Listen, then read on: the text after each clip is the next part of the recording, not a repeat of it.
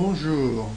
Donc maintenant nous allons voir comment ajouter une texture buée sur la bouteille pour lui donner de la fraîcheur.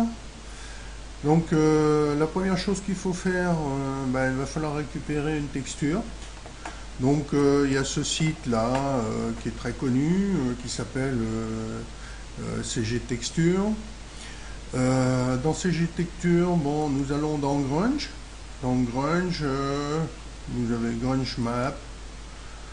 Et puis, vous avez tout un tas de textures que vous pouvez récupérer. Vous choisissez celle qui conviendra le mieux. Bon, celle-ci paraîtrait pas mal. Hein.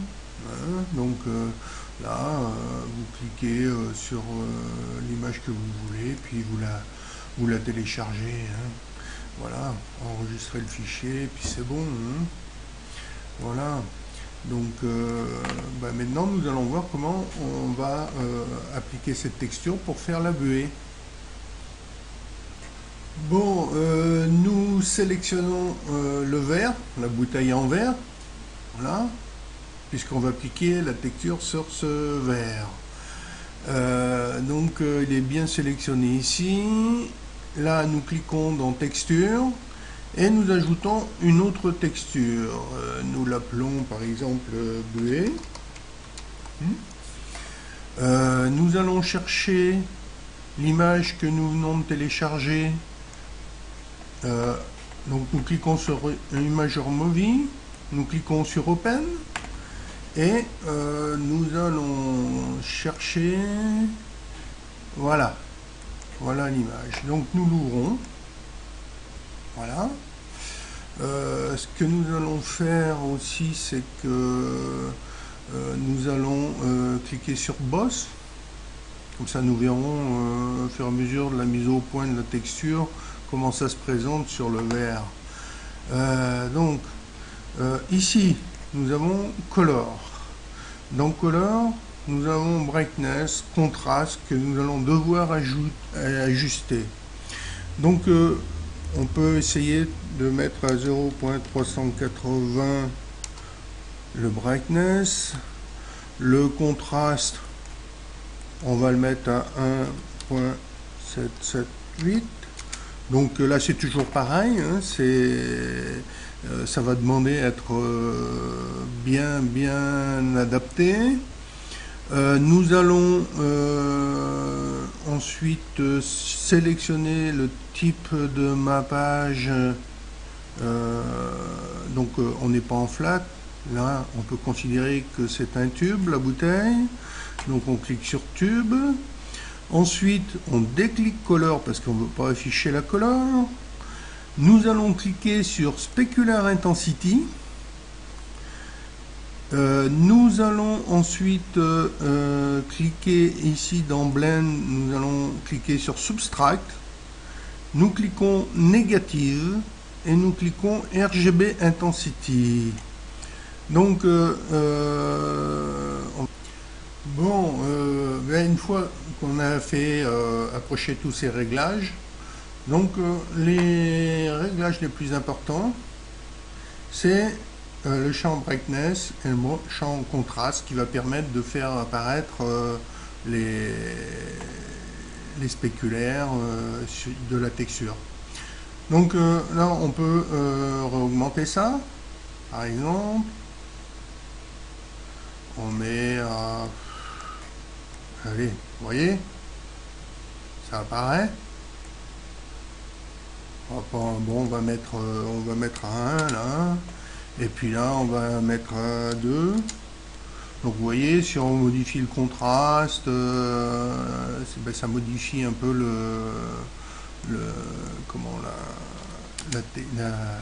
la texture. Donc dans un premier temps, on fait un rendu pour voir ce que ça donne. Voilà.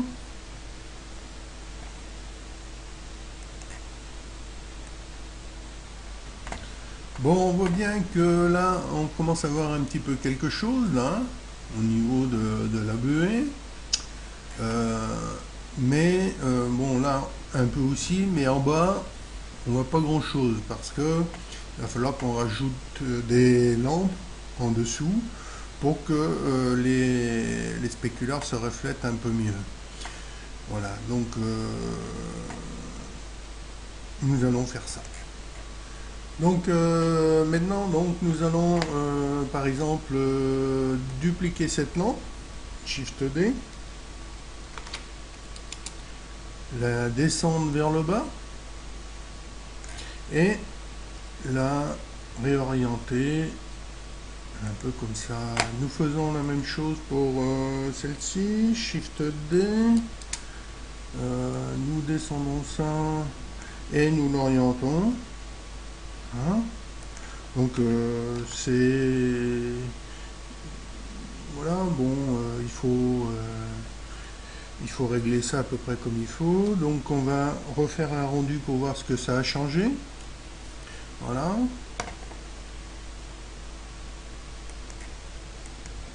Donc vous voyez nettement l'influence des lampes. Par contre, celle du bas à droite, on va diminuer son intensité parce que c'est beaucoup trop fort. Hein. Et bon, on va essayer d'arranger un petit peu ça. Mais là, maintenant, on voit que ça apparaît aussi dans la partie du bas. Hein. Bon, maintenant, on va sélectionner la lampe du bas qui est trop forte. On regarde si sa distance, oui, on va raccourcir un peu la distance, donc dans les lampes, distance, on va mettre un peu moins, voilà, de façon à ce que ça... Et puis l'énergie, on va la baisser un peu, voilà. Ce qu'on va faire aussi, on va scaler la lampe. On appuie sur S pour agrandir, voilà. Et ben, nous refaisons un rendu pour voir ce que ça a encore changé.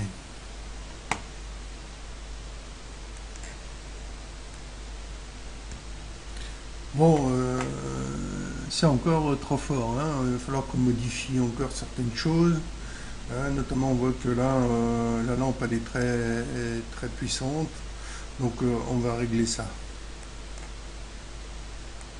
Donc là, on voit que ben, la distance de la lampe est un peu forte. On va la diminuer un peu. C'est pour ça que... Voilà. Ok. Et donc, on va voir ce que ça donne. Hein. On refait un rendu. Voilà. Bon, on voit que c'est pas encore tout à fait ça. On va jouer aussi sur d'autres paramètres hein, pour pouvoir. Donc, c'est beaucoup d'adaptation. Il faut modifier les paramètres qui influent petit à petit hein, pour arriver à avoir un résultat à peu près correct. Donc, on va continuer à modifier d'autres paramètres.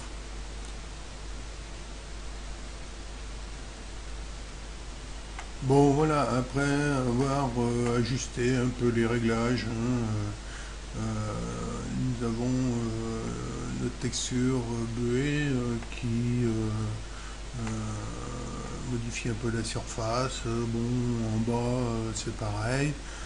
Bien sûr, vous faites comme vous voulez. Hein, bon, on peut faire mieux. Hein, bon. Après, c'est une question d'adaptation. C'est sûr que c'est pas très facile parce qu'il y a tellement de paramètres qui rentrent en ligne de compte qu'il faut, donc cette texture, voilà. Donc comme on le dit, il faut ajuster le brightness, ajuster le contraste, hein, puisque c'est ça qui modifie plus ou moins la texture. Et bien entendu, les lampes agissent aussi. Hein, donc il faut régler aussi la puissance, la distance des lampes. Voilà, bon. Après, bon, vous faites comme vous le sentez. Hein, voilà, bon. Donc maintenant nous allons passer à la suite puisque notre bouteille, la texture buée est en place. Maintenant nous allons faire les gouttelettes avec les particules. Bon, maintenant nous allons ajouter les gouttelettes avec les particules. Donc la première chose qu'il va falloir faire, c'est modéliser les gouttelettes. Donc on sélectionne un layer vierge et on ajoute une icosphère. Voilà. Nous passons en mode edit, nous sélectionnons le vertice du haut et nous appuyons sur O ou nous cliquons sur Connected pour l'editing proportionnel. Nous faisons G et nous déplaçons à peu près ça comme ça pour faire cette gouttelette. Donc là maintenant nous avons dupliqué la gouttelette en faisant Shift D et nous déplaçons la copie à peu près par ici. Donc maintenant en mode edit, nous sélectionnons ces vertices, et nous déplaçons légèrement ça comme ça. Nous pouvons aussi déplacer ceci comme ça. Donc là maintenant nous avons ça. Donc cette gouttelette nous l'ajustons un petit peu. Voilà. Donc pour avoir deux gouttelettes différentes. Ensuite bien nous sélectionnons cette gouttelette, nous appuyons sur T et nous mettons du smooth ici aussi. Voilà. Ok. Nous sélectionnons la première gouttelette, la deuxième gouttelette et nous faisons CTRL G pour créer un groupe. Vous voyez, là maintenant, les limites sont vertes. Hein. Donc ça veut dire que là c'est un groupe. Donc dans ce groupe, nous allons ici, voilà, nous allons l'appeler gouttelette. Ok, pour pouvoir s'y retrouver. Et maintenant nous allons passer à la modélisation, aux particules. Bon, maintenant que nous avons modélisé nos gouttelettes, nous allons les ajouter sur la bouteille en utilisant les particules. Donc nous sélectionnons la bouteille. Nous allons dans particules, nous ajoutons une nouvelle particule, on élargit ça un petit peu, donc on clique sur random, on clique sur R, une fois qu'on a cliqué sur R, nous cliquons sur groupe et dans dupli groupe, nous choisissons gouttelette. Donc les particules apparaissent. Maintenant nous allons régler la taille de façon à ce qu'elle ne soit pas trop grosse.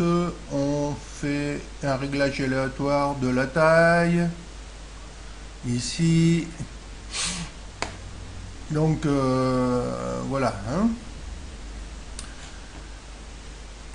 Bon, maintenant que nos gouttelettes sont appliquées sur la bouteille, nous n'en avons pas besoin à l'intérieur ni sur le fond. Donc pour cela, nous allons créer un vertex group pour pouvoir sélectionner la zone sur laquelle doivent s'afficher les gouttelettes. Donc nous passons en mode Edit et nous allons sélectionner la zone pour l'affecter au groupe. Bon, maintenant nous allons sélectionner le vertice du fond. Ici, voilà. D'accord. Et nous allons faire CTRL plus, CTRL plus, CTRL plus. Ben, nous repassons en mode en vue de face. Et là, nous allons désélectionner les vertices du fond en faisant B. Si on se positionne bien entre les deux, on clique avec le molette de la souris pour désélectionner les vertices du fond. Voilà.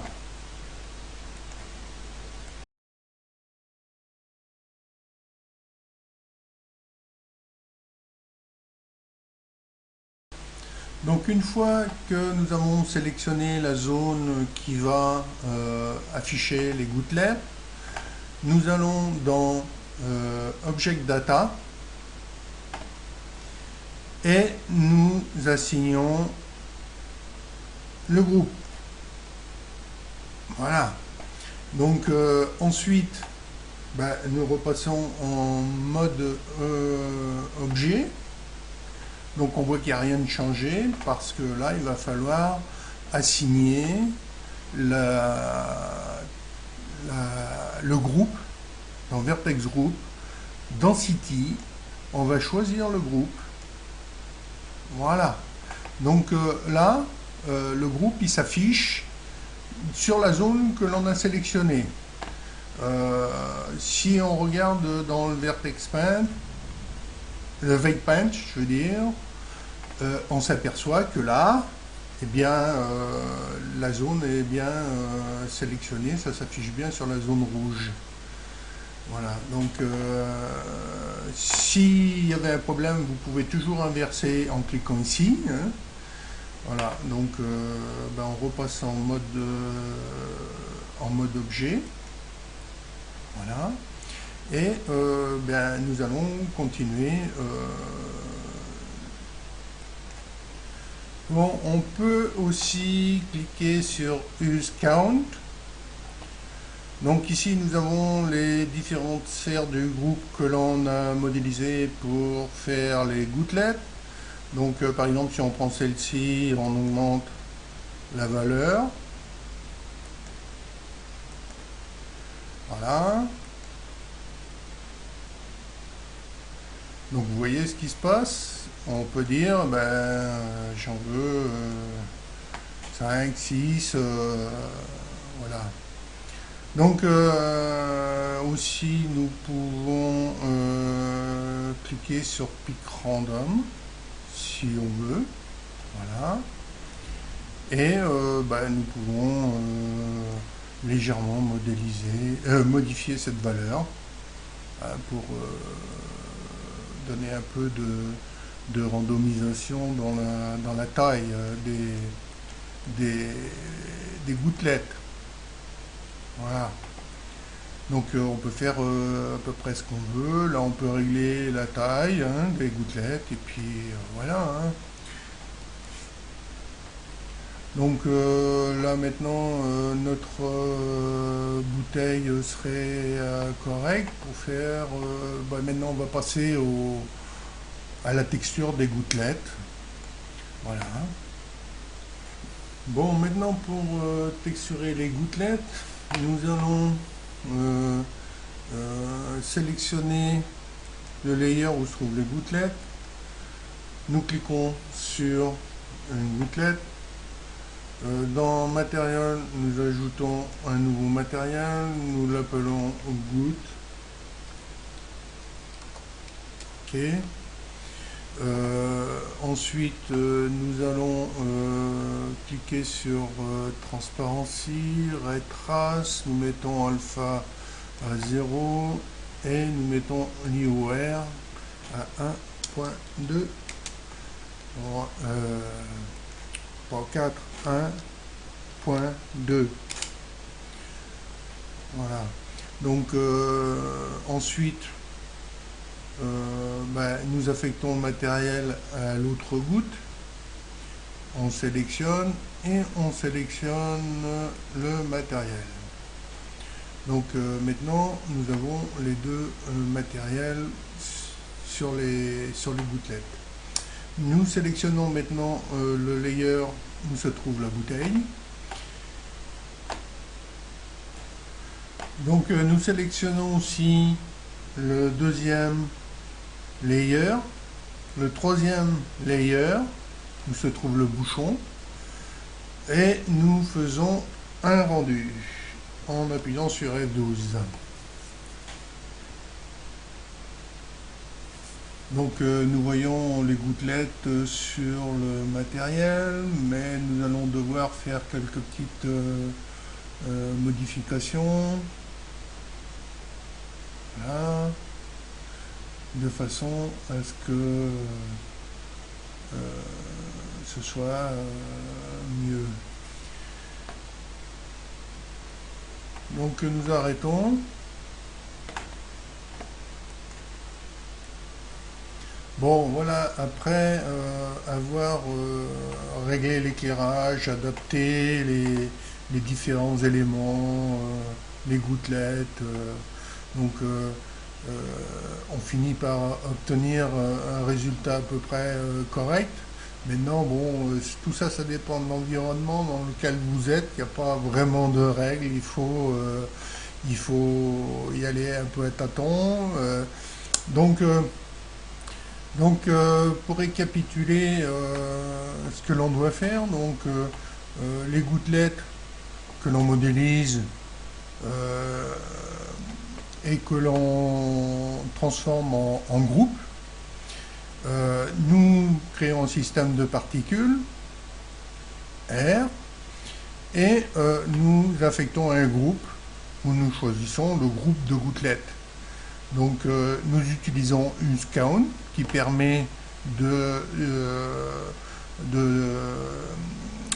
répartir le nombre de gouttelettes dans le groupe de façon à ce qu'il y ait un certain nombre de gouttelettes bien réparties.